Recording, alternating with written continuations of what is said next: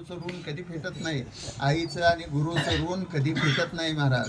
पण तरीसुद्धा गुरुपूजा आणि गुरुचं महाराज मनोमन चिंतन करून आपण त्यांना सर्वस्व अर्पण करणं म्हणजेच खरी पूजा आहे. ती गुरुपौर्णिमा आहे आणि त्या गुरुपौर्णिमे दिवशी महाद्वार आपलं माफ करा गोपाळ काला आहे आणि गोपाळ काल्याच्या दुसऱ्या दिवशी महाद्वार काला, मग वारीची सांगता अशी परंपरा पंढरपूरची आहे.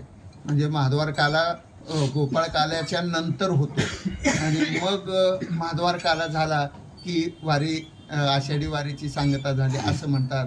पण आपली वारी तशी संपत नाही. बघायला गेलं तर परतीची वारी पुन्हा चालू होती महाराज. काही महाराज लोकांच्या वाऱ्या तर अशा आहेत, लक्षात घ्या, आपण फक्त 17 दिवसच येतोय.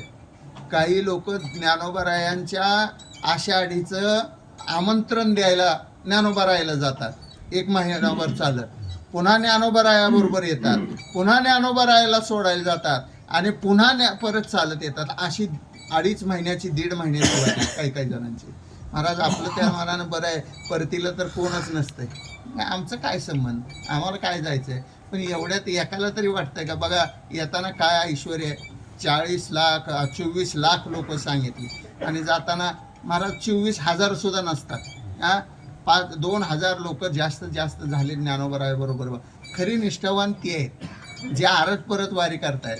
म्हणून मी कायम सांगतो, झेंडेकऱ्यासारखा कुठलाही वारकरी, कीर्तनकार, बुवा, चोपदार, महाराज कुणी नाही, झेंडेकरी ह्यांनीच वारी करावी. मार्ग दाखवण्याचं काम हे झेंडेकऱ्याचं महाराज.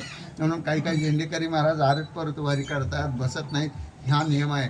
म्हणून पौर्णिमेला सगळ्या संतांचं दर्शन आपल्याला गोपाळपूरला होतं महाराज.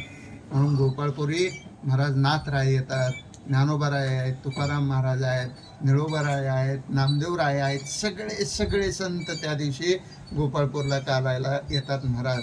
म्हणून त्या काल्याचं महत्त्व आहे महाराज. खरंच काला म्हणजे काय आहे, ह्या जगात जिवंतपणी अमृत सेवन करण्याचं एक ठिकाण म्हणजे काला आहे. लक्षात घ्या, ह्या काल्याचं महत्त्व काय. तर जिवंतपणे तुम्हाला अमृत खायचं ना, तर गोपाळपूरला जावा आणि काला खावा, बस अमृत घेतल्या. म्हणून तर देवजळी झाले मासे म्हटलंय. कशामुळं, देवाला सुद्धा ते भाग्य लाभलेलं नाही, ते भाग्य आपल्याला लाभलंय. आणि अशा स्वरूपात गोपाळपूरचा कालाही महत्त्वाचा आहे, उद्याचा जागरही महत्त्वाचा आहे आणि परवा दिवशी कालाही महत्त्वाचा आहे. मग तुम्हाला 4 महिने निवांत आहे. 4 उलट हा चातुर्मास चालू होतोय महाराज. काय